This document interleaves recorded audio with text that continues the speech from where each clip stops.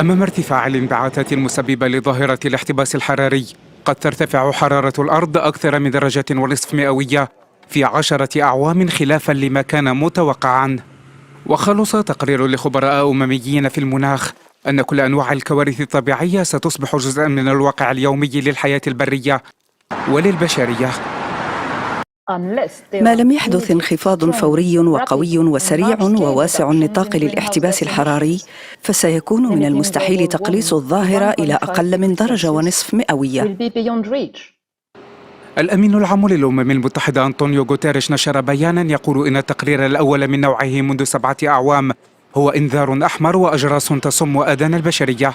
فما هي أهم خلاصات التقرير؟ يخبرنا التقرير أن التغيرات المناخية الأخيرة واسعة الانتشار وسريعة ومكثفة وغير مسبوقة منذ آلاف السنين.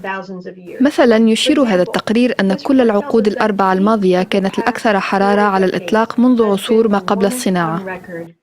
إضافة لذلك، لا جدال في أن الأنشطة البشرية تسبب تغير المناخ.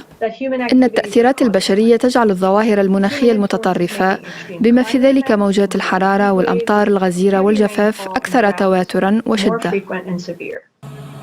الخبراء أكدوا أن كل المجهودات بما فيها تطبيق بنود اتفاق باريس للمناخ لن تحد من ارتفاع حرارة الأرض وارتفاع مستوى البحر بسبب ذوبان الجليد.